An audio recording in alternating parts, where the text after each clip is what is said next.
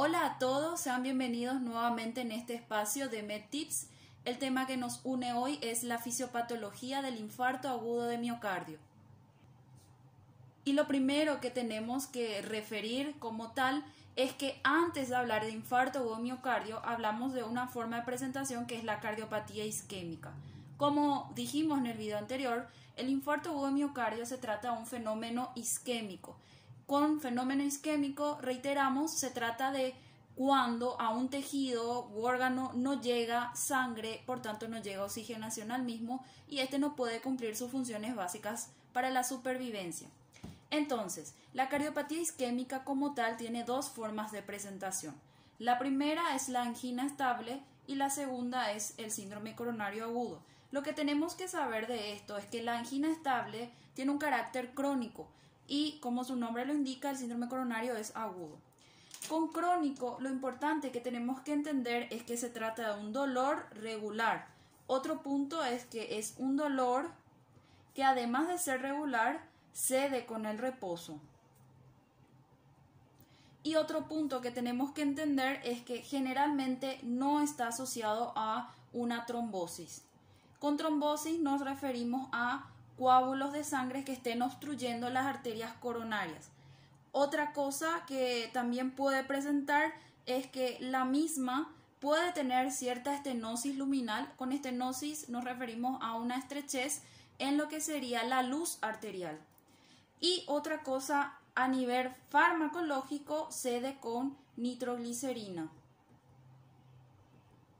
Y esto lo resalto porque es demasiado importante que lo recordemos, ya que el objetivo de esto es la identificación para poder dar un correcto abordaje terapéutico. Otras cuestiones que tenemos que saber sobre la angina estable, además de su carácter crónico, es que se trata de un aporte inadecuado de oxígeno. Otra cosa es que cómo nosotros percibimos o el paciente en realidad refiere este aporte inadecuado de oxígeno, lo refiere al ejercicio.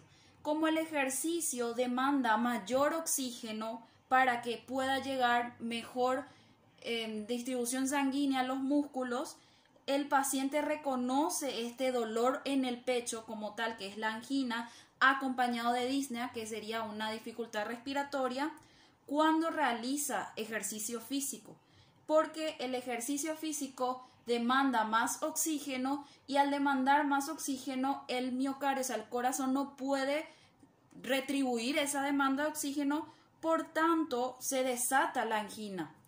Otra cosa interesante es que cede al reposo. El paciente puede identificar que ese dolor que refiere cede cuando él descansa. Entonces, lo que el paciente dice es que tiene una limitación para hacer ejercicio físico. Luego entramos en lo que sería el síndrome coronario agudo. Lo primero que tenemos que saber es que, como su nombre lo indica, es de carácter agudo. Lo segundo es que tenemos tres formas de presentación del síndrome coronario agudo. La primera es la angina, que pasa a ser inestable. La segunda, y esto se produce en ella un fenómeno isquémico. Luego tenemos el síndrome coronario agudo, que se puede presentar con elevación de ST y sin elevación del segmento de ST, que es un fenómeno que se traduce en electrocardiograma. La elevación del segmento de ST es muy importante que lo identifiquemos y además ambos procesos de síndrome coronario agudo en sí, tanto con elevación como sin elevación de ST, ya refieren un proceso de necrosis, que sabemos que se trata de la muerte en sí del miocardio. Cuando hablamos de la angina inestable, hablamos de un fenómeno isquémico en donde lo más probable es que se produzca una rotura inicial del trombo que está obstruyendo la arteria. El dolor es mucho más intenso y persiste en el tiempo. Otra cuestión es que este dolor no puede predecirse. El paciente no puede decir que al reposar disminuye el dolor. El paciente, en pocas palabras, no puede conocer a su dolor.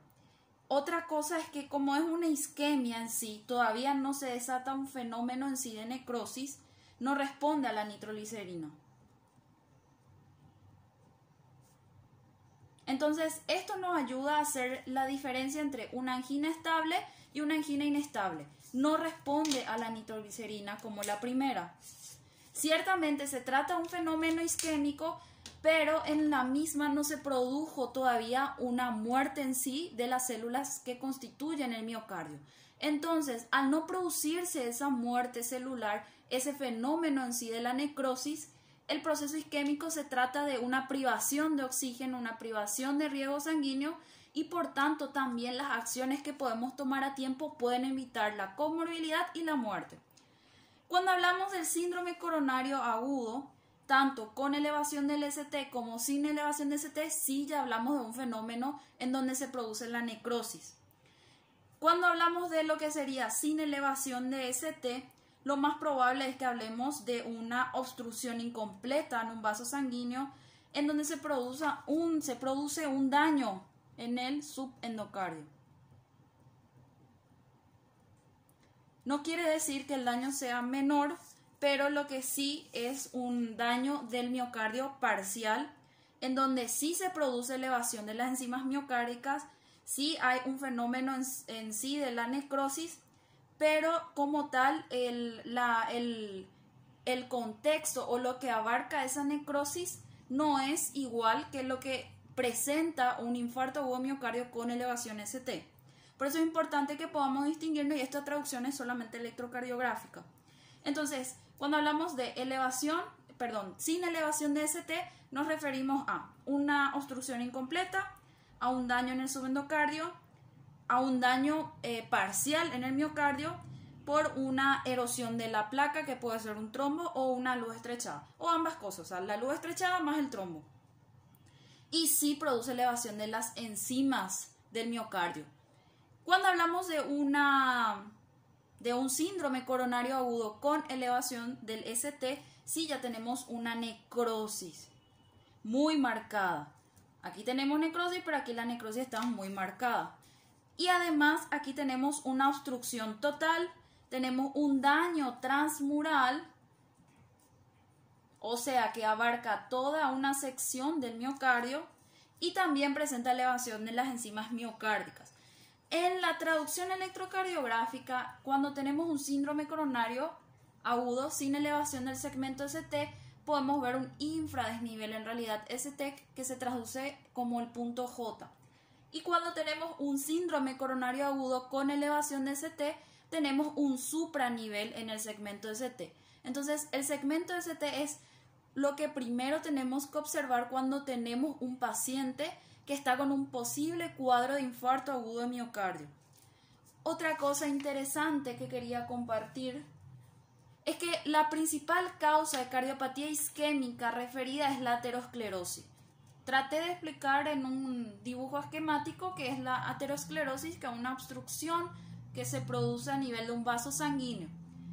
Lo interesante es que la aterosclerosis está asociada a una disfunción endotelial sistémica. La disfunción endotelial en sí se traduce en todos los órganos, no solo en las coronarias que irrigan al corazón, se traduce también a nivel de las arterias cerebrales, renales, entonces tenemos una afectación de todo el cuerpo. Las causas principales de esta disfunción endotelial identificadas, la hipertensión arterial, la diabetes, la dislipidemia y fumar. Lo más interesante también que podemos ver en estas causas de disfunción endotelial es que varias de ellas, entre ellas la hipertensión y la diabetes, son controlables, es decir, el paciente con una buena alimentación, hábitos diarios de ejercicio físico al menos 30 minutos al día y una regulación farmacológica si así lo requiriera, no va a tener que presentar comorbilidades asociadas a su patología crónica y por tanto también el hábito tabáquico puede evitarse.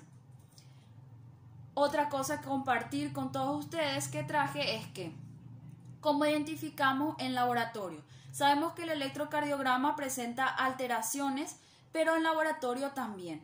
La necrosis en sí de ese tejido miocárdico produce elevación de enzimas que la constituyen y las dos principales que se investigan siempre es la creatinfosfoquinasa en la isoenzima miocárdica CPKMB y la troponina T. ¿Por qué estas?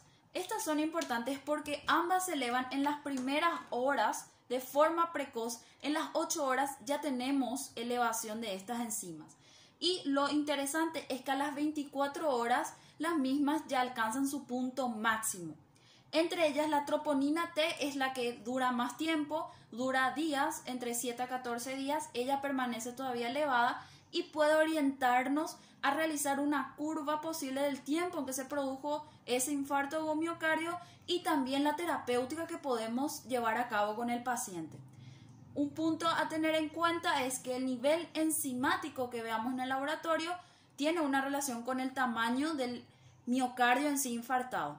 Bueno, en este video nada más quería revisar unos conceptos básicos sobre cómo identificar a nivel de electrocardiograma, de laboratorio, hacer distinciones entre las formas de presentación del infarto agudo miocardio y también un poquito una pincelada rápida de lo que sería su abordaje terapéutico.